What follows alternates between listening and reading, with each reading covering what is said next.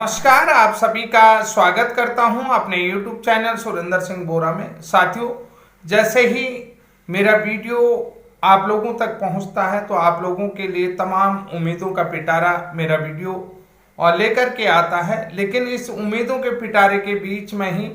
हम आज मध्य प्रदेश के उन बीएड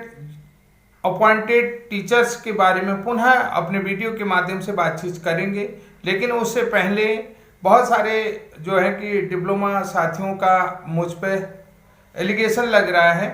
कि, और वो एलिगेशन किस तरीके से लग रहा है कि आप सभी लोग समझ सकते हैं कि कमेंट के माध्यम से ये आ रहा है कि जो मध्य प्रदेश के बीएड शिक्षक साथी हैं और जो अपने बीएड साथियों का नेतृत्व कर रहे हैं, बीएड शिक्षक साथियों का नेतृत्व कर रहे हैं विल्सन जी, कि उन लोगों विल्सन जी ने मुझे तमाम जो है कि पैसे घूस के रूप में दे दिए हैं, या जो है कि विल्सन जी ने जो है कि तमाम जो है कि उन्हें पैसे दे करके बुक कर दिया है कि मैं जो है कि बीएड शिक्षकों के लिए वीडियो बनाऊं। कि विल्सन जी ने उत्तराखंड के सुरेंद्र सिंह बोरा जी को काफ़ी अच्छी तादाद में या काफ़ी अच्छी मात्रा में या कहो कि काफ़ी मोटा पैसा दे दिया है कि ताकि मैं विल्सन जी के लिए काम करूं और जो है कि विल्सन जी के नाम पर जो है, ताकि विल्सन जी जो है कि इस वीडियो के सहारे जो है लोगों से चंदा उगा सकें। ऐसा क्यों हो रहा है, देखिए मैं आप सभी लोगों को बता देता हूँ। एक वीडियो मैंने बनाया था कि आखिर 4 सालों तक कोई भर्ती प्रक्रिया कैसे उलझ सकती है और कोई भर्ती प्रक्रिया क्यों उलझ रही है। क्योंकि देखिए हर साल जो है कि नए डिप्लोमा होल्डर्स पास आउट हो रहे हैं। मैंने ये कहा था कि जो पुराने डिप्लोमा होल्डर्स हैं उन्होंने जो है कि अपनी प्रक्रिया में नए डिप्लोमा होल्डर्स की नियुक्तियां भी क्या है रुकवा दी हैं, या उनके लिए आने वाली नियुक्तियों का रास्ता बंद कर रखा है, क्योंकि वो हाई मेरिट में है। हमारे चक्कर में, हमारे जो है कि सही गलत के चक्कर में, हम हक और अधिकारों की लड़ाई में जो आने वाले डिप्लोमा होल्डर्स हैं उनका भी रास्ता जो है रोका जा रहा है। यानी कि कुल मिलाकर के ये कह सकता हूँ कि ऑब्स्टिकल हम उनके लिए पैदा कर रहे हैं कि जो आने वाली भर्तियां, जैसे अगर आज मध्य प्रदेश की जो भर्ती 2020 की थी वो कंप्लीट हो जाती तो मध्य प्रदेश में 51,000 की भर्ती जो है कि रिकमेंडेशन की गई थी। 51,000 पदों में फिर से प्राथमिक शिक्षक वर्ग 3 की भर्ती आने वाली थी, तो वो भर्ती अभी तक रुकी पड़ी है। ऐसे ही जो है उत्तर प्रदेश में 69,000 शिक्षक भर्ती का मामला 2019 के बाद अभी तक नहीं सुलझा हुआ है, तो अब नई रिक्रूटमेंट 2019 के बाद आया ही नहीं है। तो ऐसे में क्या समझ सकते हैं आप। देखिए हमारे चक्कर में, हमारे अधिकारों की लड़ाई के चक्कर में जो डिप्लोमा होल्डर्स हर साल पास आउट हो रहा है, तो उनका भी नुकसान हो रहा है। अब ये नुकसान कौन कर रहा है, देखिए जो डिसीजन हो चुका है जिस विज्ञापन में, यहाँ पर आप लोगों को समझना होगा कि आप विज्ञापन में पूरी योग्यता के साथ आप, क्योंकि सुप्रीम कोर्ट ने ये स्पष्ट कर दिया है कि अगर आप जो है कि एडवर्टाइजमेंट में यानी कि विज्ञप्ति में जो रिक्रूटमेंट प्रोसेस है, जैसे सीटेट और ये जेटेट वाले मैटर में जो है कि सुप्रीम कोर्ट ने लिख के रहा कि अगर आप जो है कि किसी उसमें एडवर्टाइजमेंट में रिक्रूटमेंट प्रोसेस के क्राइटेरिया में शामिल हैं तो फिर आपको कोई भी बाहर नहीं कर सकता, क्योंकि वो जो रूल है वो पहले से बना दो। मध्य प्रदेश में ऐसा ही है कि उन्होंने जो है कि पहले से उस रूल में शामिल थे, यानी कि डीएड और बीएड को सामान्य रूप से जो है कि विज्ञापन में शामिल किया गया था, तो वो एंट्रेंस के माध्यम से मेरिट लिस्ट में आए, तो वो चीज़ें ठीक है। ये चीज़ें मैंने कह दिया था। इस कारण से जो है कि ये जो अधिकारों की लड़ाई है कि उन्होंने कहा ये एलिजिबल है, ये नहीं एलिजिबल, क्योंकि विज्ञापन में जो शामिल है वो एलिजिबल है, तो ठीक हो गया। यहाँ पर ये लड़ाई समाप्त हो जानी चाहिए। लेकिन बार बार जो है कि फैसला होने के बाद, देखिए अब यहाँ पर देखिए 8 अप्रैल को सुप्रीम कोर्ट ने डिसीजन दिया, 3 मई को जो है कि जबलपुर हाई कोर्ट ने फिर से डिसीजन दे दिया है। अब इसको उलझाने की क्या जरूरत थी,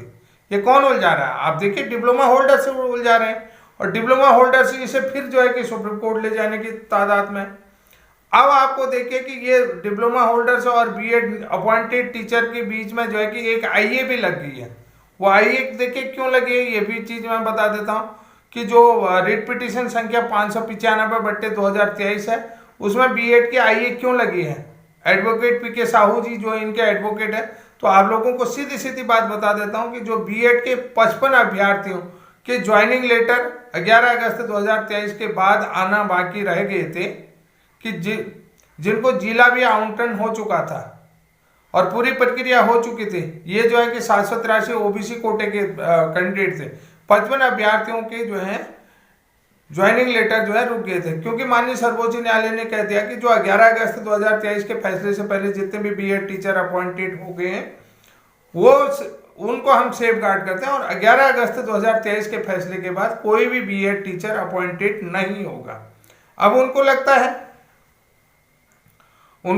कि भाई इनकी लड़ाई हो रही है, ये पहले सुप्रीम कोर्ट भी गए, फिर हाई कोर्ट भी, लेकिन इनकी खारिज। अब उनको लगता है कि हो सकता है कि कोई फैसला आ जाए उसको लेकर के, क्योंकि सब्जेक्ट टू आउटकम तो ऑलरेडी चल ही रहा है, सब्जेक्ट टू आउटकम को लेकर के भी चल रहा है, और वो लोग भी सुप्रीम कोर्ट जाएंगे।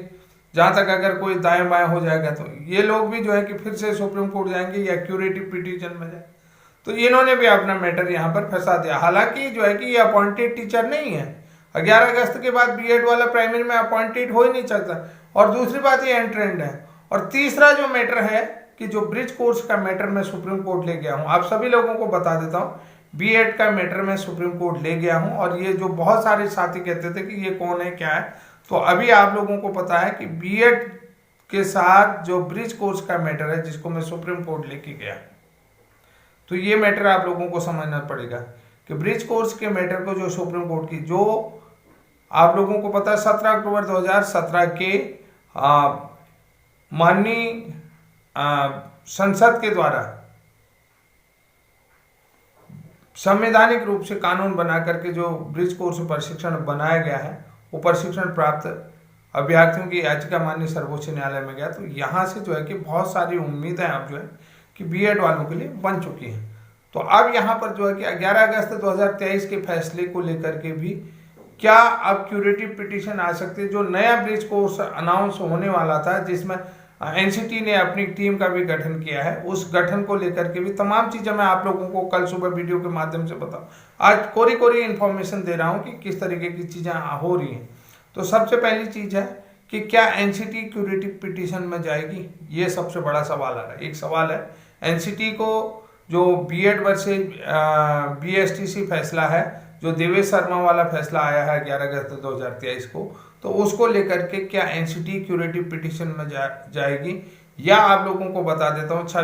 जो छत्तीसगढ़ के 3000 शिक्षकों की नियुक्ति जो है कि निरस्त की रही है, यानी कि उनका टर्मिनेशन हुआ, तो क्या जो है कि छत्तीसगढ़ सरकार उन शिक्षकों के समायोजन को लेकर के क्यूरेटिव पिटीशन में जाएगी, कि ऐसा अगर होता क्यूरेटिव पिटीशन में। हालांकि छत्तीसगढ़ जो अभ्यर्थी हैं वहाँ पर प्रयास कर रहे हैं कि वो एनसीटी से बराबर जा रहे हैं और एनसीटी में मुलाकात, क्योंकि छत्तीसगढ़ में तो अभी आचार संहिता है, क्योंकि वहाँ निकाय चुनाव है और पंचायत के चुनाव हैं, जो नगर पंचायत के चुनाव हों वो चुनाव हो रहे हैं, तो इसलिए जो है कि 25 तारीख तक वहाँ आचार संहिता है। तो अब देखिए क्या state government of Chhattisgarh curative petition को लेकर के जाएगी, क्योंकि देखिए जनरल आदमी लेके जाएगा तो क्यूरेटिव पिटीशन एक्सेप्ट नहीं होती, स्टेट गवर्नमेंट लेके जाएगी या जो है एनसीटी जो है कि क्यूरेटिव पिटीशन को लेकर के जो है कि सुप्रीम कोर्ट जाएगी, तो ये एक्सेप्ट होगी। और दूसरी बात एक चीज, ये चीज भी मैं आप लोगों को बता रहा हूँ कि एनसीटी चाह रही है कि कोई ऐसा मुद्दा मिले कि बीएड प्राइमरी में बहाल हो। और बहुत सारी चीजें हों, जैसे आप लोगों ने देखा कि रेलवे बोर्ड की जो प्राइमरी टीचर की रिक्रूटमेंट आई, उसमें जो है कि बीएड को पहले एक्सेप्ट किया, फिर बाद में ये मुद्दा बना, उसको भी हटाया। केबीएस के जो भी मुद्दे आए उसमें लेकर के एपीएस के जितने भी मुद्दे आए, आर्मी वेलफेयर एसोसिएशन के जो मुद्दे आए उसमें से बीएड पीआरटी से हटाया गया। तो ये तमाम चीजें हैं कि और एनसीटी चाह रही है कि बीएड जो है कि फिर से प्राइमरी में वापसी कर सके क्यूरेटिव पिटीशन, क्योंकि देखिए बीएड के प्राइमरी में वापसी होने के कारण से जो है कि बहुत सारे जो कॉलेज बीएड कराते हैं तो उनमें जो है कि फिर से जो है कि एडमिशन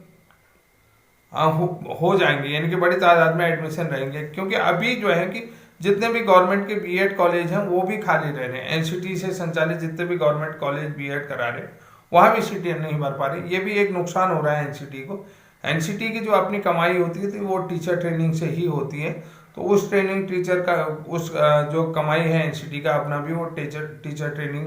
में एडमिशन भी उनकी सीटें नहीं भर पा रही हैं, जितनी भी कुल ऑल इंडिया में सीटें रहती वो नहीं भर पा रहे हैं, तो एनसीटी चाह रही है कि बीएड कम बैक करे प्राइमरी में, और एनसीटी की ये पूरी संभावना है क्यूरेटिव पिटीशन में जाए। अगर देखिए 500 वहाँ पर मध्य प्रदेश में जो अभ्यर्थी हैं, जो सब्जेक्ट टू आउटकम है, अगर वो किसी कारणवश बाहर होते हैं तो वो भी क्यूरेटिव पिटीशन को लेकर के जाएंगे माननीय सर्वोच्च न्यायालय में। ये चीज़ मैं आप लोगों को पहले बता रहा हूँ कि ये 11 अगस्त से पहले की ज्वाइनिंग प्रोसेस कंप्लीट हुई है, और ये विज्ञापन भी पहले का क्यूरेटिव पिटीशन में। अब वहाँ पर मध्य प्रदेश गवर्नमेंट अगर अभ्यर्थियों के साथ है तो निश्चित रूप से इसको लेकर के अगर वहाँ कुछ ऊपर नीचे होता तो क्यूरेटिव पिटीशन को लेकर के माननीय सर्वोच्च न्यायालय में जाएगी, और फिर उस क्यूरेटिव पिटीशन में जो है कि 3000 अभ्यर्थी छत्तीसगढ़ के भी आ सकते हैं, और तीसरी पार्टी जो है कि एनसीटी भी उसमें क्यूरेटिव पिटीशन में पार्टी बन सकती है। ये पूरे